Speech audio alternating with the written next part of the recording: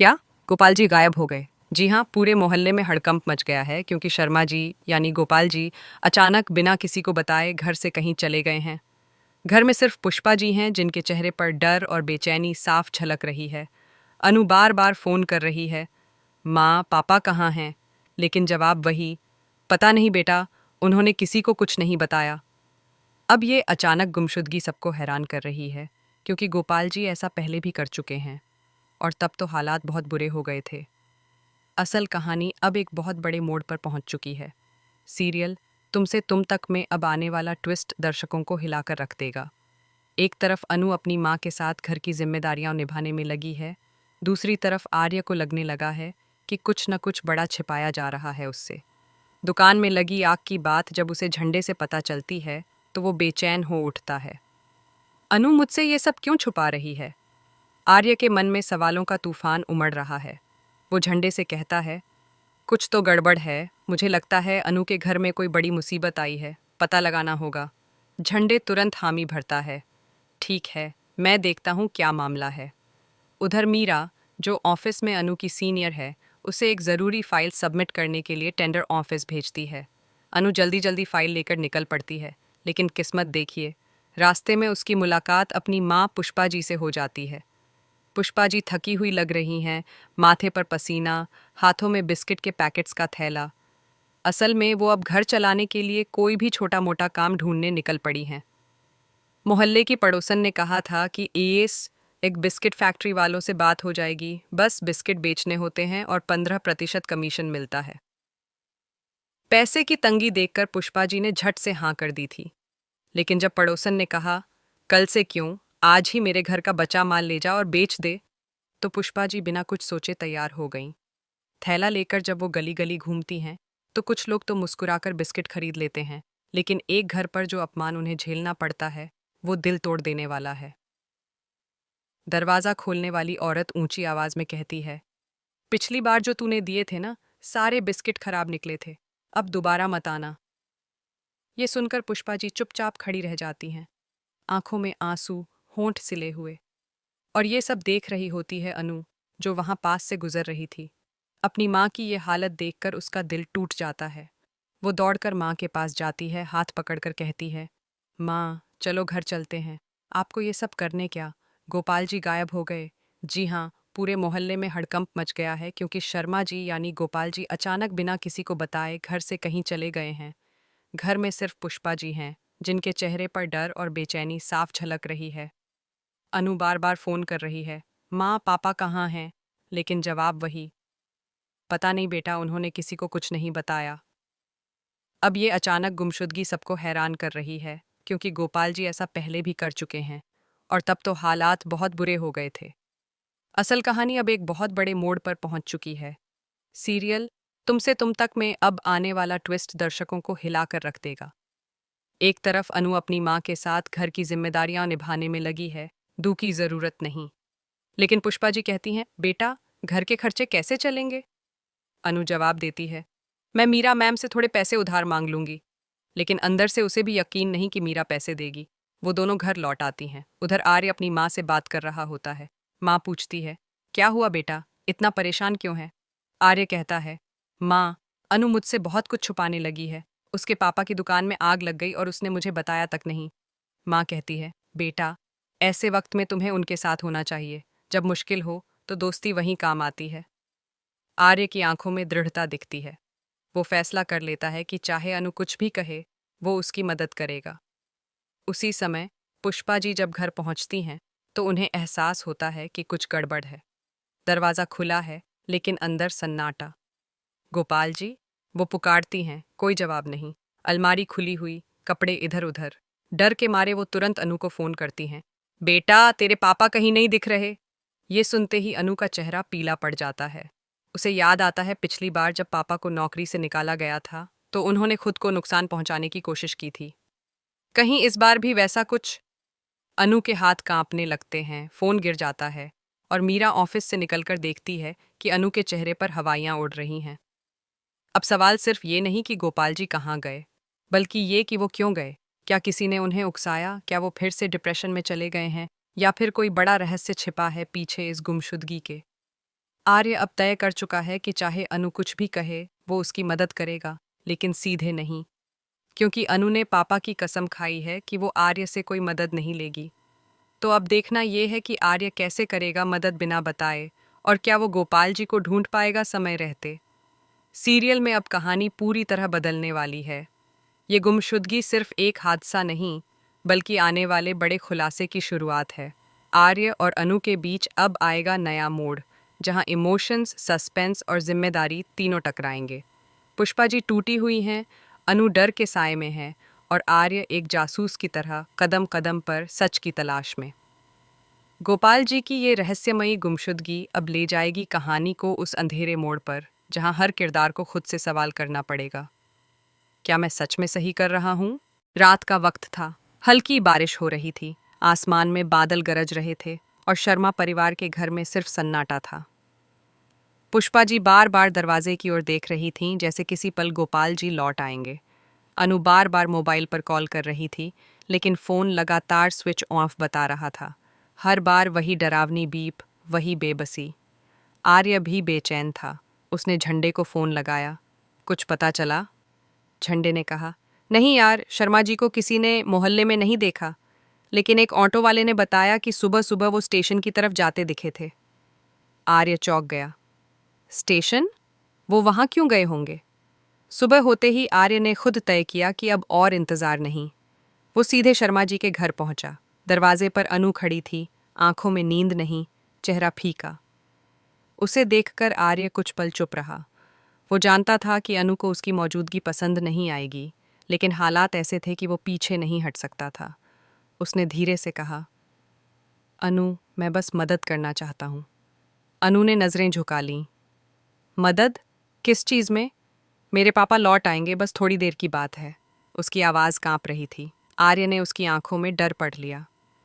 इसी बीच पुष्पा जी ने बताया कि सुबह जब वो किचन में थीं, तब उन्होंने गोपाल जी की अलमारी में कुछ दस्तावेज देखे। पुराने बिल, कुछ लोन पेपर्स और एक नोट।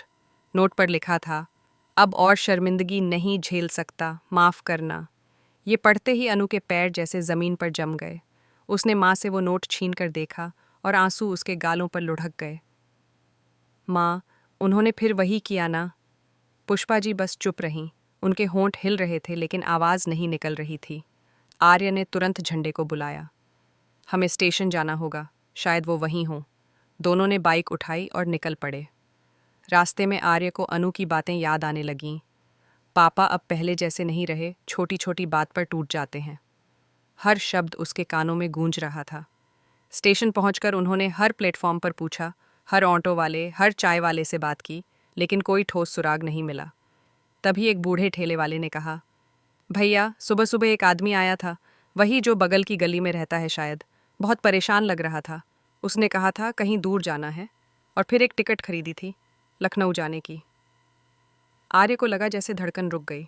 उसने तुरंत अनु को फ़ोन किया। मुझे लगता है अंकल लखनऊ गए हैं, मैं जाकर देखता हूँ।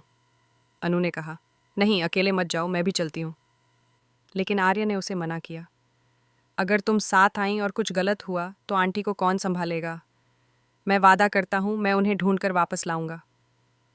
उधर घर पर अनु खुद को संभाल नहीं पा रही थी। मीरा उसे समझाने आई, अनु, सब ठीक हो जाएगा। लेकिन अनु को अब किसी पर भरोसा नहीं था। उसने कहा, सब कहते हैं ठीक हो जाएगा, लेकिन मेरे पापा हर बार टूट जाते हैं और कोई उन्हें संभाल नहीं पाता।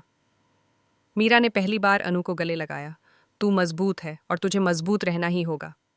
आर्य लखनऊ के लिए निकल चुका था। ट्रेन की खिड़की से बाहर बारिश की बूंदें टकरा रही थीं। उसके मन में बार बार वही नोट घूम रहा था। अब और शर्मिंदगी नहीं झेल सकता, उसने सोचा। अगर मैंने देर कर दी तो? उसके चेहरे पर चिंता साफ थी। दूसरी तरफ झंडे ने मोहल्ले में पूछताछ जारी रखी। तभी उसे एक और खबर मिली। रघु और टकले नाम के दो लोग, जो गोपाल जी की दुकान के पास काम करते थे, पिछले कुछ दिनों से बार बार उनसे झगड़ा कर रहे थे। झंडे ने फौरन आर्य को कॉल किया। भाई, मुझे कुछ पता चला है, शायद शर्मा जी को किसी ने फंसाया है। ये रघु और टकला नाम के दो आदमी दुकान के जलने के पीछे हैं। आर्य ने कहा, पता लगाते रहना, मैं लखनऊ पहुंचकर अंकल को ढूंढता हूँ। लखनऊ स्टेशन पर भीड़ थी। आर्य उतरा, चारों तरफ देखा और मोबाइल में गोपाल जी की तस्वीर दिखाकर लोगों से पूछने लगा, क्या आपने इन्हें देखा है? कोई सिर हिलाता, कोई मना कर देता। लेकिन एक रिक्शे वाला बोला, हाँ साहब, ये तो कल रात यहीं स्टेशन के पास मंदिर के बाहर बैठे थे, बहुत परेशान लग रहे थे। आर्य तुरंत वहां पहुंचा। मंदिर के बाहर बस कुछ भीगे हुए बिस्तर और एक बूढ़ा पुजारी। पुजारी ने बताया, हाँ बेटा, वो आदमी रात को यहीं थे, बोले भगवान से बात करनी है, फिर थोड़ी देर बाद कहीं चले गए। आर्य ने पूछा, कहाँ? पुजारी ने कहा, शायद गंगा घाट की तरफ। आर्य दौड़ पड़ा। बारिश तेज हो चुकी थी, रास्ते कीचड़ से भरे। घाट पर पहुंचा तो वहां पुलिस खड़ी थी, कुछ लोग जमा थे। आर्य का दिल जोर जोर से धड़कने लगा। उसने भीड़ में घुसकर पूछा, क्या हुआ यहाँ? एक कांस्टेबल बोला, किसी ने नदी में छलांग लगा दी थी, लेकिन हम वक्त पर पहुंच गए। नाम पूछा तो बोले, गोपाल शर्मा। आर्य के कानों में बस वही नाम गूंजा, गोपाल शर्मा। आर्य दौड़कर वहां पहुंचा जहां गोपाल जी बैठे थे, पूरी तरह भीगे, कांपते हुए। अंकल, उसने पुकारा। गोपाल जी ने सिर उठाया, थके हुए चेहरे से बोले, आर्य, तू यहाँ? आंसू उनके गालों पर मिले हुए बारिश की बूंदों से बह रहे थे। आर्य ने बिना कुछ कहे उन्हें गले लगा लिया। आपको कुछ नहीं होगा, मैं हूं ना।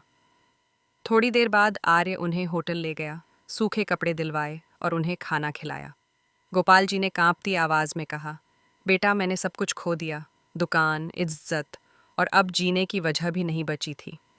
आर्य ने उनका हाथ पकड़ते हुए कहा, अंकल, जो खो गया वो वापस आ सकता है, लेकिन अगर आप चले गए तो अनु और आंटी का क्या होगा? ये सुनकर गोपाल जी रो पड़े। उधर घर पर अनु को आर्य का फोन आया। अनु, पापा मिल गए हैं। वो पल अनु के लिए जैसे जिंदगी का सबसे बड़ा तोहफा था। उसकी आंखों से आंसू छलक पड़े। सच में वो ठीक है ना? आर्य ने कहा, हाँ, वो अब सुरक्षित हैं बस। रात का वक्त था, हल्की बारिश हो रही थी, आसमान में बादल गरज रहे थे और शर्मा परिवार के घर में सिर्फ सन्नाटा था। पुष्पा जी बार बार दरवाजे की ओर देख रही थीं, जैसे किसी पल गोपाल जी लौट आएंगे। अनु बार बार मोबाइल पर कॉल कर रही थी, लेकिन फोन लगातार स्विच ऑफ बता रहा था। हर बार वही डरावनी बीप, वही बेबसी। आर्य भी बेचैन था। उसने झंडे को फोन लगाया। कुछ पता चला? झंडे ने कहा, नहीं यार, शर्मा जी को किसी ने मोहल्ले में नहीं देखा, लेकिन एक ऑटो वाले ने बताया कि सुबह सुबह वो स्टेशन की तरफ जाते दिखे थे। आर्य चौंक गया। स्टेशन? वो वहां क्यों गए होंगे? सुबह होते ही आर्य ने खुद तय किया कि अब और इंतजार नहीं। वो सीधे शर्मा जी के घर पहुंचा। दरवाजे पर अनु खड़ी थी, आंखों में नींद नहीं, चेहरा फीका। उसे देखकर आर्य कुछ पल चुप रहा। वो जानता था कि अनु को उसकी मौजूदगी पसंद नहीं आएगी, लेकिन हालात ऐसे थे कि वो पीछे नहीं हट सकता था। उसने धीरे से कहा, अनु, मैं बस मदद करना चाहता हूँ। अनु ने नजरें झुका लीं। मदद? किस चीज में? मेरे पापा लौट आएंगे, बस थोड़ी देर की बात है। उसकी आवाज कांप रही थी। आर्य ने उसकी आंखों में डर पढ़ लिया। इसी बीच पुष्पा जी ने बताया कि सुबह जब वो किचन में थीं, तब उन्होंने गोपाल जी की अलमारी में कुछ दस्तावेज देखे, पुराने बिल, कुछ लोन पेपर्स और एक नोट। नोट पर लिखा था, अब और शर्मिंदगी नहीं झेल सकता, माफ करना। ये पढ़ते ही अनु के पैर जैसे जमीन पर जम गए। उसने माँ से वो नोट छीन कर देखा और आंसू उसके गालों पर लुढ़क गए। माँ, उन्होंने फिर वही किया ना? पुष्पा जी बस चुप रहीं। उनके होंठ हिल रहे थे, लेकिन आवाज नहीं निकल रही थी। आर्य ने तुरंत झंडे को बुलाया। हमें स्टेशन जाना होगा, शायद वो वहीं हो। दोनों ने बाइक उठाई और निकल पड़े। रास्ते में आर्य को अनु की बातें याद आने लगीं। पापा अब पहले जैसे नहीं रहे, छोटी छोटी बात पर टूट जाते हैं। हर शब्द उसके कानों में गूंज रहा था। स्टेशन पहुंचकर उन्होंने हर प्लेटफॉर्म पर पूछा, हर ऑटो वाले, हर चाय वाले से बात की, लेकिन कोई ठोस सुराग नहीं मिला। तभी एक बूढ़े ठेले वाले ने कहा, भैया, सुबह सुबह एक आदमी आया था, वही जो बगल की गली में रहता है शायद। बहुत परेशान लग रहा था। उसने कहा था कहीं दूर जाना है, और फिर एक टिकट खरीदी थी, लखनऊ जाने की। आर्य को लगा जैसे धड़कन रुक गई। उसने तुरंत अनु को फ़ोन किया। मुझे लगता है अंकल लखनऊ गए हैं, मैं जाकर देखता हूँ।